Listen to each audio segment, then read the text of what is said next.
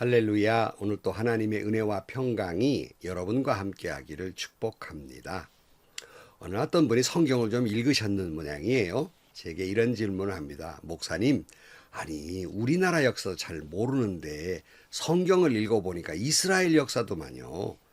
굳이 우리가 이스라엘 역사를 알 필요가 있습니까? 이런 질문을 하시는 분이 계셨습니다. 성경의 의미를 잘 모르시는 분들이시죠. 여러분, 성경은 역사서도 아니고요. 어느 개인사를 기록한 기록이 아닙니다. 성경을 통해서 하나님이 이스라엘 백성을 택하셔서 하나님의 자녀로 삼아가는 그 과정 속에서 하나님이 얼마나 우리를 사랑하시고 하나님이 택한 백성을 어떻게 축복하시는가, 또 그 백성이 어떻게 살아가야 하는가를 예표로 보여준 것이지 무슨 역사를 공부하는 것이나 무슨 개인 가족사를 공부하는 것이 아니라는 말씀입니다. 오늘 또 우리가 압살롬과 다윗의 한 가문의 이야기를 우리가 보고 있습니다만은 그 왕가의 이야기, 무슨 가십거리로 보고 있는 것이 아니라 그 압살롬과 다윗과의 관계 속에서 하나님이 우리에게 주시고자 하는 메시지가 있단 말이에요. 그래서 우리는 오늘 또 하나님의 그 음성을 들으시기를 주의 이름으로 축복합니다. 오늘 아침 하나님께서 우리에게 허락해 주신 말씀은 사무엘하 18장 24절에서 33절 말씀입니다. 그때 다윗은 두 성문 곧 안문과 바깥문 사이에 앉아 있었는데 파수꾼이 성문의 지붕 위로 올라가서 성벽 위에서 멀리 바라보고 있다가 어떤 사람이 혼자 달려오는 것을 보았다. 파수꾼이 큰 소리로 이 사실을 왕에게 알리니 왕은 혼자 오는 사람이면 좋은 소식을 전하는 사람이다 하고 대답하였다. 그 사람이 점점 더 가까이에 이르렀다. 파수꾼이 보니 또 한 사람이 달려오고 있었다. 파수꾼이 이 큰 소리로 문지기에게 또 한 사람이 달려온다 하고 외치니 왕은 그도 좋은 소식을 전하는 사람이다 하고 말하였다. 파수꾼이 또 알렸다. 제가 보기에 앞서서 오는 사람은 달리는 것이 사독의 아들 아히마아스가 달리는 것과 같습니다. 그러자 왕이 대답하였다. 그는 좋은 사람이니 좋은 소식을 전하여 올 것이다. 아히마아스가 왕에게 가까이 이르러서 평안하시기를 빕니다 하고 인사를 드리며 얼굴이 땅에 닿도록 왕에게 절을 하며 아뢰었다. 높으신 임금님께 반역한 자들을 없애버리시고 임금님께 승리를 안겨주신 임금님의 주 하나님을 찬양합니다. 왕이 그 어린 압살롬도 평안하더냐 하고 물으니 아히마아스는 임금님의 신하 요압이 이 종을 보낼 때 큰 소동이 있었습니다마는 무슨 일인지는 모르겠습니다. 왕이 물러나서 곁에 서 있어라 하고 말하니 그는 곁으로 물러나서 서 있었다. 바로 그때 그 에디오피아 사람이 들어왔다. 에디오피아 사람이 왕에게 아뢰었다. 높으신 임금님께 기쁜 소식을 가져왔습니다. 주님께서 오늘 임금님께 반역한 자들을 없애버리시고 임금님께 승리를 안겨주셨습니다. 왕이 에티오피아 사람에게 물었다. 그 어린 압살롬이 평안하더냐? 에티오피아 사람이 대답하였다. 높으신 임금님의 원수들을 비롯하여 임금님께 반역한 자들이 모조리 그 젊은이와 같이 되기를 바랍니다. 왕은 이 말을 듣고 마음이 찢어질 듯 아파서 성문 위에 다락방으로 올라가서 울었다. 그는 올라갈 때 내 아들 압살롬아, 내 아들아, 내 아들 압살롬아, 너 대신에 차라리 내가 죽을 것을 압살롬아, 내 아들, 내 아들아 하고 울부짖었다. 아멘. 이 다윗이 아들과의 전쟁에서 승리를 하게 되는데 막상 전쟁을 수하들을 보내놓고 나서 이제 초조했어요. 이제 오나 저제 오나 이제 초조하게 됩니다. 그래서 전쟁터의 소식을 기다리는 모습이 24절에 나와 있어요. 그때 다윗은 두 성문 곧 안문과 바깥문 사이에 앉아 있었는데 파수꾼이 성문의 지붕 위로 올라가서 성벽 위에 멀리 바라보고 있다가 어떤 사람이 혼자 달려오는 것을 보았다. 당시에는 외성과 내성 이렇게 전투를 하기 위해서 성벽이 두 개가 있었습니다. 그러니까 안문과 바깥문 사이에 있었다는 건 지금 다윗이 초조해가지고 가만히 있지를 못하고 왔다 갔다 하고 있는 거예요. 언제 오나 무슨 소식이 오나 이 초조한 모습을 알 수 있어요. 이때 파수꾼이 이제 전령이 오는 걸 보게 됩니다. 25절 파수꾼이 큰 소리로 이 사실을 왕에게 알리니 왕은 혼자 오는 사람이면 좋은 소식을 전하는 사람이다 하고 대답하였다. 그 사람이 점점 더 가까이 이르렀다. 파수꾼이 또 한 사람이 달려오고 있었다. 파수꾼이 큰 소리로 문지기에게 또 한 사람이 달려온다 하고 외치니 왕은 그도 좋은 소식을 전하는 사람이다 하고 말하였다. 여기 혼자 오는 사람이 좋은 소식을 전한다는 건 무슨 뜻일까? 제 생각에는 여러분 패배하고 소식을 전하는 사람은 아마 떼뭉치로 도망오느라고 여러 때로 오겠지만 지금 때로 오지 않고 한 사람이 온다는 것은 분명히 좋은 소식일 거라는 거예요. 그렇게 짐작을 하고 이제 거듭되는 좋은 소식이 온다. 이렇게 이제 다윗은 기대하고 있었습니다. 27절 파수꾼이 또 알렸다. 제가 보기에 앞서서 오는 사람은 달리는 것이 사독의 아들 아히마아스가 달리는 것과 같습니다. 그러자 왕이 대답하였다. 그는 좋은 사람이니 좋은 소식을 전하러 올 것이다.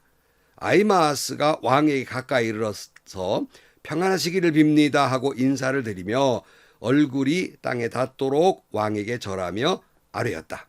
높으신 임금님께 반역한 자들을 없애버리시고 임금님께 승리를 안겨주신 임금님의 주 하나님을 찬양합니다. 그랬어요. 이 철부지 아히마아스 자기가 먼저 왕에게 이 좋은 소식을 전해야 되겠다 하고 이제 가서 이 좋은 소식을 전하면서 하나님께 영광 그랬어요. 그러니까 이 좋은 소식이 들렸을 때 기쁜 소식이지요. 그러나 다윗의 마음은 승리했다는 소식도 좋은 소식이지만 못내 아들의 소식이 더 궁금했던 거예요. 그래서 29절 말씀 왕이 그 어린 압살롬도 평안하더냐 하고 물으니 아히마아스는 임금님의 신하 요압이 이 종을 보낼 때 큰 소동이 있었습니다만은 무슨 일인지는 모르겠습니다. 아히마아스는 거짓말을 하고 있어요. 승리했다는 소식에 기뻐서 뭐 자기에게 뭔 상이나 줄까 하고 기대를 했는데 왕이 아들의 소식을 묻는단 말이에요. 버뜩 요압이 자꾸 하지 말라는 소리가 있었거든요. 이 슬픈 소식을 뭐하러 네가 전하려고 하느냐. 그렇기 때문에 얼버무리면서 뭐 소동이 있긴 했는데 무슨 일이든 전 잘 모릅니다 하고 거짓말을 하니까 너 저 거기서 서 있어라. 그렇게 말한 거예요. 그러니까 뭔가 상을 기대했다가 오히려 이제 멀숨해진 것입니다. 이때 에디오피아 사람이 달려와서 보고를 합니다. 31절. 바로 그때 그 에디오피아 사람이 들어왔다. 에디오피아 사람이 왕에게 아뢰었다. 높으신 임금님께 기쁜 소식을 가져왔습니다. 주님께서 오늘 임금님께 반역한 자들을 없애버리시고 임금님께 승리를 안겨주셨습니다. 왕이 에티오피아 사람에게 물었다. 그 어린 압살롬이 평안하더냐? 에티오피아 사람이 대답하였다. 높으신 임금님의 원수를 비롯하여 임금님께 반역한 자들이 모조리 그 젊은이와 같이 되기를 바랍니다. 압살롬은 이미 승리의 소식은 들었고 에티오피아 사람에게 못내 또 아들의 소식을 물었는데 에티오피아 사람이 곧장 아들이 죽었습니다. 이렇게 말하지 않고 요압 장군이 죽였습니다. 이런 말하지 않고 반역한 사람들과 같이 되었습니다. 라는 말을 비슷하게 한 거예요. 이 말은 죽었다는 이야기이지요.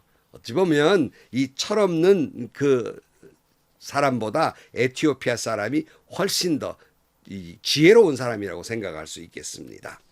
예상대로 다윗은 극도로 슬퍼합니다. 33절 왕은 이 말을 듣고 마음이 찢어질 듯이 아파서 성문 위에 다락방으로 올라가서 울었다. 그는 올라갈 때 내 아들 압살롬아 내 아들 압살롬아 너 대신에 차라리 내가 죽을 것을 압살롬아 내 아들아 하고 울부짖었다. 그랬어요. 참 비록 이 압살롬이라는 이 아들이 자기 맏아들 장손 암논을 죽였고 구테타를 일으켜서 아버지를 죽였다고 칼부림을 하면서 칼춤을 추었던 아버지의 목에다가 칼을 겨누었던 아들이었지만 그 아들이 죽었다는 소식을 들을 때 얼마나 슬펐는지. 여러분 아무리 불효자라도 그 아들이 죽었다는 소식을 들었을 때 어떤 부모가 마음이 편하겠습니까? 가슴이 찢어질 듯 아픈 거지요. 이게 부모의 마음이 아니겠습니까? 제가 존경하는 안경훈 목사님이 가끔 예화로 말씀하시는 주로 자주 사용하는 예화가 있어요. 그 예화 중에 하나가 뭐냐면요. 일본에 한 젊은이가 있었습니다. 노모를 모시고 살았는데 그도 남자니까 연인이 생겼어요. 사랑했고 이제 결혼하려고 생각하는 그런 연인이 있었어요. 근데 이 여인이 뜻 모를 병에 걸린 거예요. 죽게 생겼단 말이에요. 그 사방으로 알아보니까 이 여인의 병은 사람의 심장을 먹으면 낫는다. 살 수 있다. 이런 소리를 어디서 들은 거예요. 그러니까 이 젊은이가 곰곰이 생각해 봤습니다. 우리 어머니는 나이가 많고 살 만큼 살았으니까 이제 내가 사랑하는 여인은 살아야지 하고 득달같이 어머니에게 달겨들어서 어머니의 가슴에 칼을 꽂고 심장을 도려냅니다.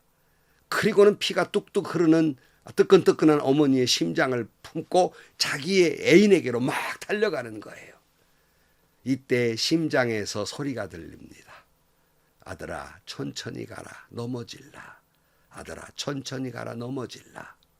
비록 어머니의 가슴에 칼을 꽂아 죽였지만 어머니는 못내 자식이 염려스러운 거예요.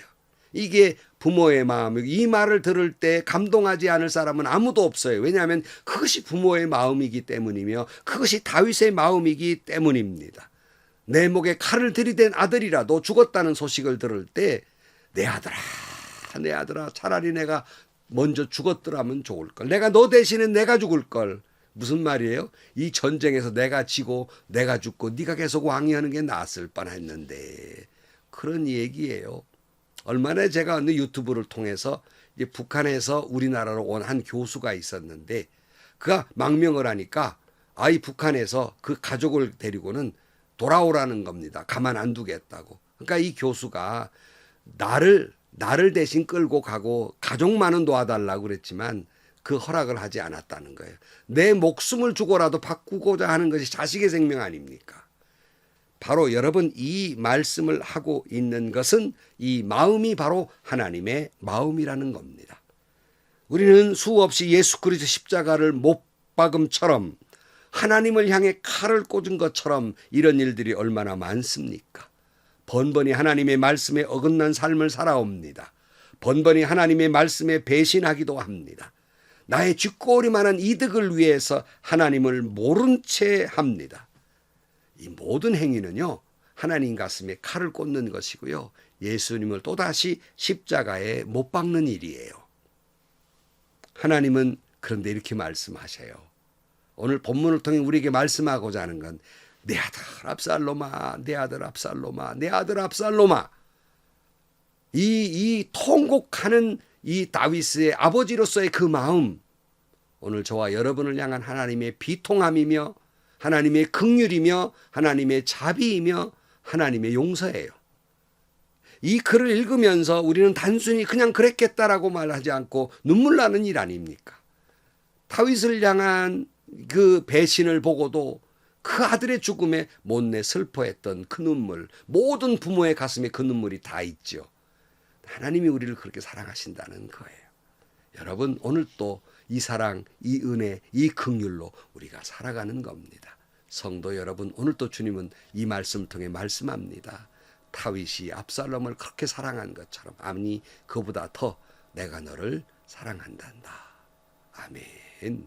기도하시겠습니다. 하나님 아버지, 부모라는 것이 자기 목에 칼을 들이대고 가슴에 칼을 꽂아도 여전히 자식을 향한 못내 안타까움과 사랑하는 마음이 있듯이 다윗이 압살롬의 죽음을 보고 못내 압살롬이라고 울부짖었던 것처럼 바로 그것이 하나님 아버지가 나를 향한 마음이며 바로 그것이 예수님이 십자가에 달리신 예수님의 마음을 깨달아서 우리도 그 사랑, 그 은혜, 그 감격 속에서 살아가는 저희들이 되게 하여 주옵소서. 예수님의 이름으로 기도하옵나이다. 아멘. 어느 날 뉴스에 뭘 잘못해서 끌려온 자식을 놓고 그 어머니가 그 자식의 가슴에 두드리면서 이놈아 이놈아 어쩌자고 네가 이 일을 저질렀냐고 울부짖는 그런 어머니의 모습을 본 적이 있어요. 우리가 하나님을 또 말씀에 순종하지 못하고 살아갈 때, 하나님을 배신할 때 하나님의 눈물이며 하나님의 외침입니다. 그래도 내가 너를 사랑한다는 말씀이에요. 오늘 또 그 사랑 다시 한번 깊이 깨닫고 은혜와 감격 속에 살아가는 하루가 되시기를 축복합니다. 행복하시고요. 좋은 일이 가득한 하루가 되시기를 주님의 이름으로 간절히 축원합니다.